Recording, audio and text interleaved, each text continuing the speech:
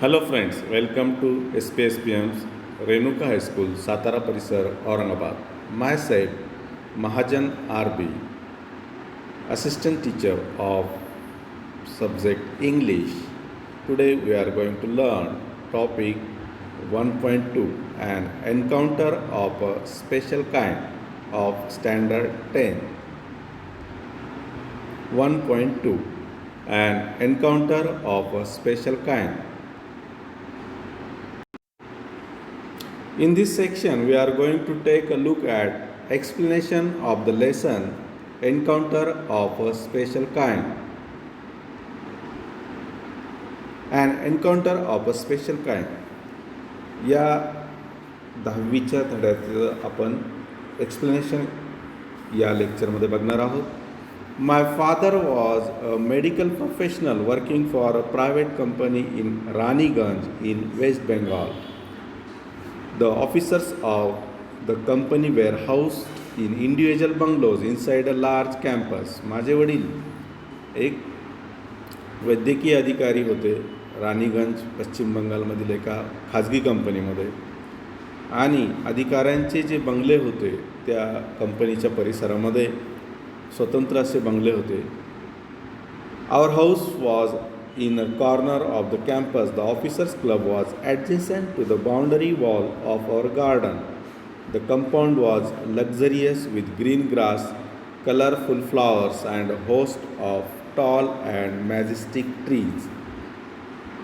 त्या अधिकाऱ्यांचे जे बंगले होते तर त्या बंगल्यांमध्ये आमचा जो बंगला होता तो घर जे होतं तर त्या परिसराच्या एका कोपऱ्यामध्ये होतं आणि त्या बंगल्याचं जे गार्डन होतं तर त्या ऑफिसर्स क्लबला लागून होतं आणि त्या बंगल्यामध्ये छानपैकी अशी हिरवं गवत होतं लॉन, त्यानंतर रंगबिरंगी वेगवेगळ्या कलरचे फुले आणि मोठमोठे उंचचे उंच अशी झाडे वृक्ष तिथे होती. The seasonal vegetables in the kitchen gardens of the households and the magnificent trees constantly attracted squirrels and many species of birds. तर तिथे वेगवेगळ्या सीझनमधील वेगवेगळ्या भाजीपाला असे ज्या किचन गार्डनमध्ये आपण ज्याला परसबाग असे म्हणतो त्या घराला लागून, त्यानंतर तिथे नियमितपणे वेगवेगळ्या पक्ष्यांच्या जाती त्याचप्रमाणे खारुताई या नेहमी तिथे झाडावर असेल. A group of langurs had even made their den in an ashwatha tree nearby. आणि माकडांच्या एका कळपाने तिथे त्यांचं राहण्याचं ठिकाणच बनवलं होतं त्या अश्वथा झाडाच्या डोलीमध्ये. They had all become a part and parcel of our existence and daily life. ते सर्व आमच्या त्यावेळेसच्या दैनंदिन जीवनाचा एक भाग झालेले होते. A small incident on a Saturday afternoon left a profound effect on me and unfolded before my eyes a whole new dimension to the wonders of God's creation. आणि शनिवारी दुपारचा जो प्रसंग झाला तो माझ्या आयुष्यावर खूप मोठा परिणाम करून गेला आणि खूप मोठा त्याचा पगडा माझ्या आयुष्यावर राहिला आणि ते एक दैवीच निर्मिती होती त्या प्रसंगाची.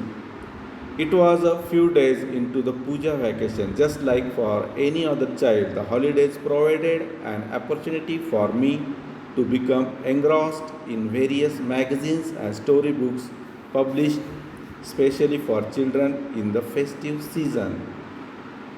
आणि त्यावेळेस पूजा व्हॅकेशन म्हणजे सुट्ट्यांमध्ये पश्चिम बंगालमध्ये एक मोठा महोत्सव असतो देवीच्या पूजेचा आणि त्यावेळेस सुट्ट्या दिल्या जातात शाळांना आणि त्या सुट्ट्यां लागून काही दिवस झालेले होते आणि मी जो होतो तर सुट्ट्या म्हणजे एक संधी पुस्तक वाचण्याची असते आणि खास सुट्ट्यांमध्ये वाचण्यासाठी मॅगझिन्स पुस्तक छापलेली असतात आणि त्या पुस्तकांमध्ये मी वेढला गेलेला होतो. After a hearty lunch, my parents and my younger sisters lay down for an afternoon nap and I settled down with a story book.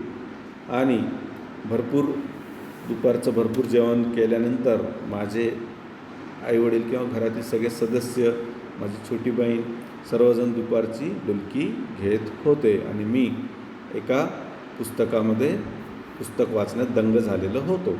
The quiet afternoon presented the perfect backdrop for reading and adventure story आणि दुपारची ती एकदम नीरव शांतता ही साहसी गोष्टी वाचवण्यासाठी पोषक असं ते वातावरण होतं.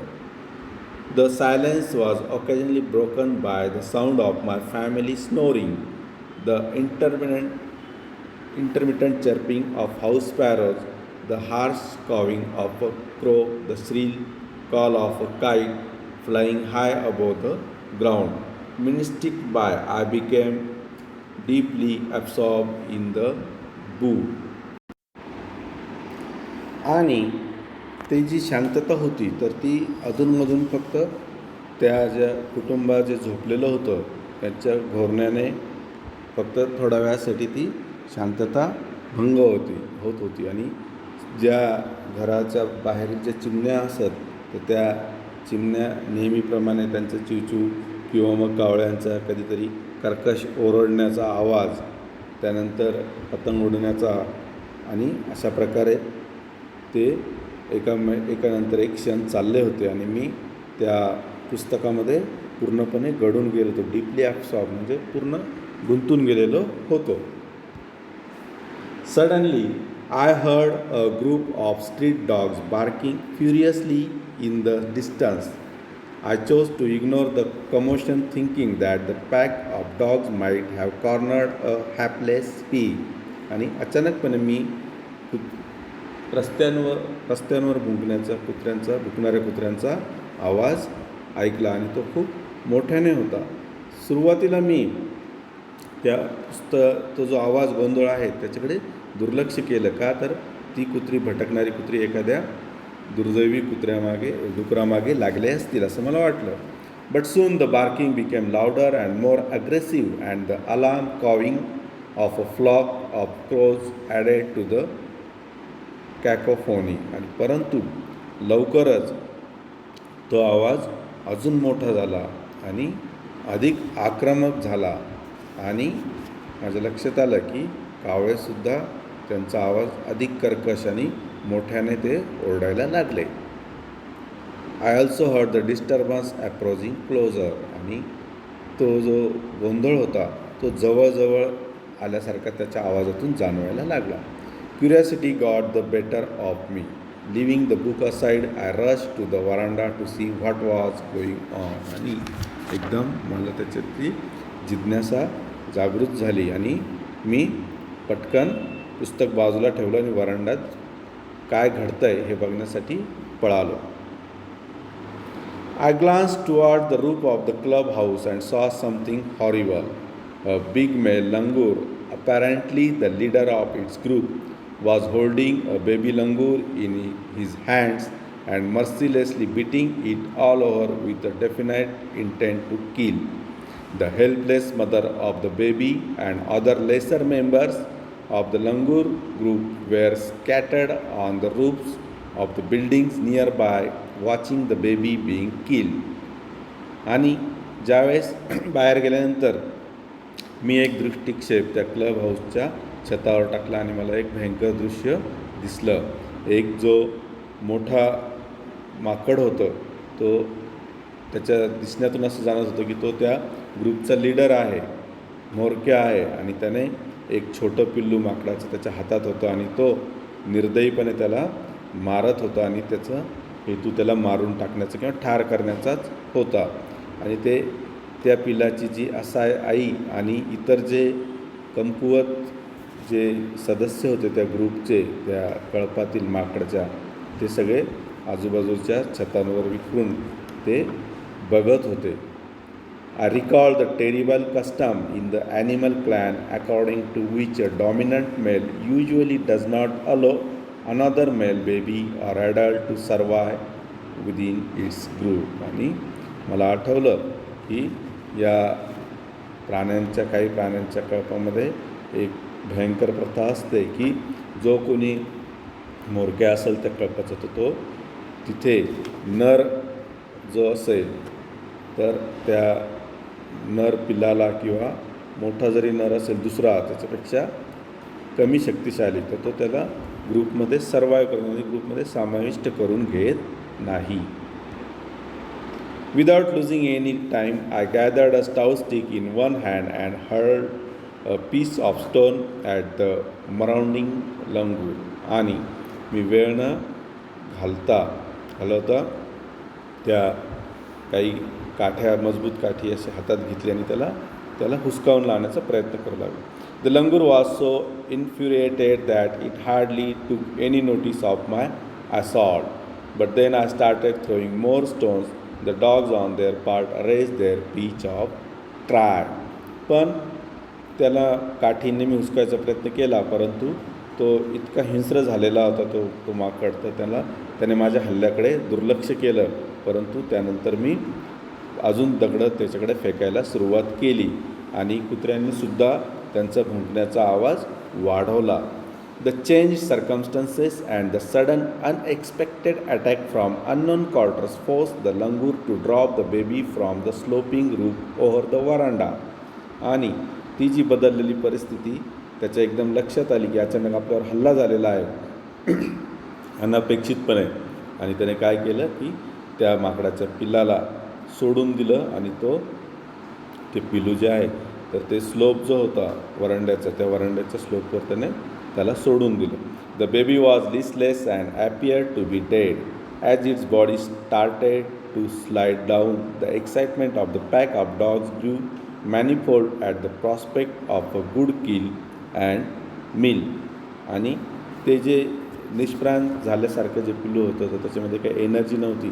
त्या म्होरक्याने त्याला सोडलं स्लोपवर आणि ते घरंगळत खाली यायला लागलं आणि ते जसं खाली यायला लागलं तसंच त्या खालच्या कुत्र्याच्या कापांना वाटलं की आता आपल्यासाठी ते खाद्यच येत आहे. Keeping the dogs at bay with the stick, I managed to catch hold to the baby langur's tail just as it tipped over the tile roof. The baby appeared inert and lifeless. It was indeed a male baby. आणि त्या कुत्र्यांना मी काठीने बाजूला सारत त्या छोट्या पिल्लूची वरून पडताना शेपूट पकडली आणि ते एकदमच निष्प्राण आणि एकदमच निष्क्रिय झालेलं होतं आणि ते एक मेल बेबी होतं म्हणजे नर पिल्लू होतं. By this time, my parents and sisters had come on to the veranda and were witnessing my rescue operation. आणि दरम्यानच्या काळामध्ये माझे आईवडील पालक आणि माझी बहीण त्या वरांड्यामध्ये आली आणि मी जे सुटकेचं जे ऑपरेशन राबवत होतं पिलाचं ते सगळे बघत होते. Some of our neighbours had also gathered in the distance. काही अंतरावर आमचे काही शेजारीही येऊन उभे राहिले. I took the baby langur to our backyard and laid him on the floor inside the poultry coop. His body was full of deep bite marks and scratches. मी त्याला पकडून त्या मागच्या बाजूला नेलं आणि त्या खालच्या फ्लोअरवर झोपवलं. कुठल्या तर पोल्ट्री कूप म्हणजे कोंबड्यांच्या खुराड्यांच्या जमिनीवर त्याला झोपवलं. त्याच्या शरीरावर पूर्णपणे खूप खोलवर चावे घेतले गेलेले होते आणि खरचटलेलं ओरखडे घेतलेले होते. Blood was oozing from some of the wounds. काही जखमेमधून त्याचं रक्त वाहत होतं. The baby remained motionless. My father provided first aid to clean the wounds and stop the bleeding. ते पिलू अजूनही निश्चित पडलेलं होतं. माझ्या वडिलांनी प्रथमोपचाराचं साहित्य मला दिलं आणि ते प्रथमोपचार करण्यासाठी आणि त्याचं रक्तस्राव थांबवण्यासाठी काही साहित्य दिलं. I was relieved to find out that the baby was breathing even though his breaths were shallow. आणि माझ्या लक्षात आलं, मला थोडं बरं वाटलं की ते जे पिलू आहे तर ते अजून श्वासोश्वास घेत होतं. जरी ते मंद असतील परंतु त्याचा श्वासोश्वास चालू होता. Splashes of cold water made the baby stir, and after a few shaky attempts, he sat up. He was in state of shock and started trembling like a leaf in the wind. आणि काही थंड पाण्याचे शिंके त्याच्या चेहऱ्यावर मारल्यानंतर ते थोडंसं हालचाल त्याने सुरुवात केली आणि ह्या काही प्रयत्न केल्यानंतर ते उठून बसलं. परंतु त्याला धक्का बसलेला होता एकदमच अचानकपणे हा हल्ला झाल्यामुळे, आणि म्हणून मग ते हवेत पानं थरथरावेत तसे ते थरथरत होतं. His two little twinkling eyes welled up with tears and he started to sob with a muffled cry, just like a human child would after experiencing trauma. आणि त्याचे जे चमकणारे डोळे होते त्याच्यामध्ये अश्रू भरून आले होते आणि ते एकदम हुंदके द्यायला लागलं. लहान मूल जसं दुःखात असताना रडतं तसं ते रडायला लागलं. I offered him a peeled banana which he accepted with his unsteady hand and began taking hesitant bites. मी त्याला एक केळी सोलून दिली. त्याने ते थरथरत्या हाताने घेतलं आणि तो संकोचल्यापणाने ते खाऊ लागला. My attention was fixed on the revival of the baby langur. Suddenly, I had an uncanny feeling of being watched. माझं पूर्ण लक्ष त्या पिलाकडे होतं की कशा प्रकारे ते व्यवस्थित होत आहे किंवा सुस्थितीत येत आहे. अचानक मला एक विचित्र फीलिंग झाली, म्हणजे विचित्र भावना झाली, मला वेगळंच काहीतरी वाटलं आणि मी बघितल्यानंतर I turn away from the coop and look up. मी त्या खुराड्यापासून लांब गेलो आणि बघत होतो. There sat the mother langur on our kitchen roof watching every move I made. आणि तिथे त्या पिलाची आई जे होती तर ती स्वयंपाकघराच्या छतावरून मी काय करत आहे माझी प्रत्येक हालचाल ती बघत होती. She simply sat there quietly as if convince that no harm was being done to her child. ती फक्त तिथे शांतपणे बघत होती कारण तिला खात्री झाली होती की तिच्या पिलाला कोणतीही इजा होणार नव्हती. Meanwhile, the baby sensed the presence of his mother and started to sob and cry a little louder. आणि दरम्यानच्या काळात त्या पिलाला जाणीव झाली की आपली आई इथेच आहे आणि मग ते जोरजोराने हुंदकं द्यायला लागलं आणि मोठ्याने रडायला लागले. I retreated from the door of the coop to allow the mother access to her baby. मी त्या दारापासून कुऱ्हाड्याच्या दारापासून लांब गेलो जेणेकरून त्या दोघांची भेट होऊ शकेल किंवा ती आई जी आहे ती पिलाची त्याच्यापर्यंत पोहोचू शकेल. Immediately the mother descended on the floor of the coop and picked up the baby in her arms. आणि तत्काळ मी दूर गेल्यानंतर ती पटकन खाली आली छतावरून आणि ती त्या खुराड्यामधून तिने तिच्या पिलाला आपल्या बाहुपाशात घेतलं, घट्ट धरलं. She gave the baby a thorough body inspection to check his injuries and then cuddled him tightly in her bosom. तिने त्याला पूर्ण त्याचं परीक्षण केलं, कुठे जखमा वगैरे आहेत का, आणि नंतर तिने त्याला जवळ पकडलं आणि एकदम त्याला घट्ट पकडलं आणि त्याला मग तिथे त्याला स्वस्त वाटायला लागलं. The baby found great solace in her caring arm. आणि त्याला एकदम खूप असं त्याला दिलासा मिळाला ज्यावेळेस तो काळजी घेणाऱ्या आईच्या हातामध्ये तो गेला आणि त्याला दिलासा मिळाला. The mother sat still with the baby in her lap for a few minutes. It was almost as if she was pondering over her option and trying to figure out how she could keep the baby safe from further assault. आणि त्या पिलाच्या आईने ती काही क्षण तिथे बसली आणि नंतर तिने काय केलं होतं तर सगळीकडे खूप बारीक विचार केला आणि तिला आता काय करायचं होतं, त्या पिलाला लांब घेऊन जायचं होतं की या अशा प्रकारच्या हल्ल्यांपासून तिला लांब घेऊन जायचं. तिने सगळं काही निरीक्षण करून ठेवलेलं होतं. For a few second the mother langur look straight into my eyes. Even today, I cannot forget that look in her eyes. Showering silent gratitude on me for saving her child. काही क्षणासाठी त्या पिलाच्या आईने माझ्या डोळ्यात पाहिलं आणि आजही मी ते विसरू शकलो नाही की तिचे ते डोळे आणि त्या डोळ्यात दिसणारी कृतज्ञता, माझ्यासाठी असणारी कृतज्ञता. का तर तिच्या पिल्लाला वाचवल्याबद्दल. I was overwhelmed by the emotion, the sentiment and the way she said thanks to me. आणि मला खूप भरून आलं की ज्या भावनेने तिने मला धन्यवाद म्हटलं होतं. म्हणजे फक्त डोळ्याच्या भाषेतून तिने धन्यवाद म्हटलं, परंतु मला ते भरून आलं. There sat a universal mother holding a stricken child in her lap. तिथे जगातली कोणतीही माता जी असते की तिच्या पिलावर हल्ला झाल्यानंतर जी असते, तशा प्रकारची माता तिथे बसलेली होती. Then in a flash she jump with her baby clinging to her belly and reach our kitchen room. She surveyed the area for the vicious male langur and then leap away in the direction opposite to the place of the violent encounter.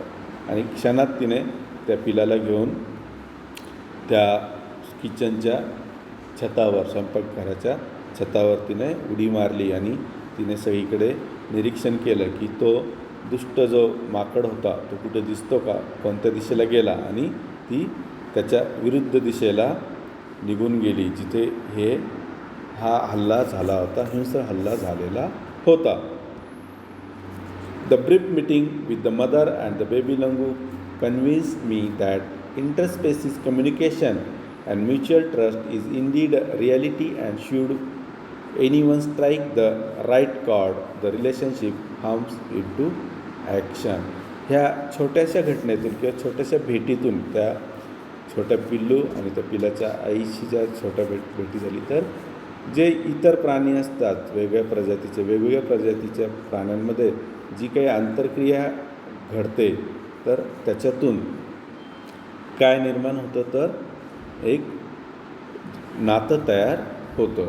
The mother langur showed me that food was not the only means of communication between man and animal, but that there were other means of establishing a bond through trust, compassion and mutual understanding.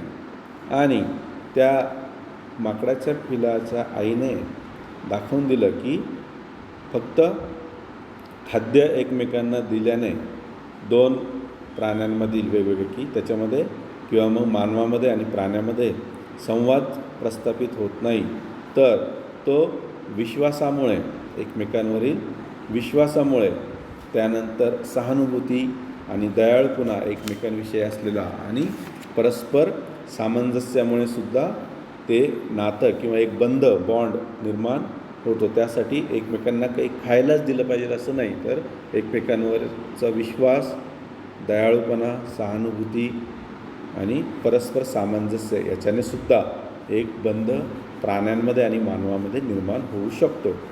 55 years have passed since that day. I am now 70 years old, but I still fondly remember that encounter of a special kind. 55 वर्ष उलटून गेले त्या दिवसाला. आज मी 70 वर्षांचा आहे. आता मी 70 वर्षांचा आहे, परंतु आजही मला तो जो वेगळ्या प्रकारचा हल्ला झालेला होता तो आजही मला आठवतो.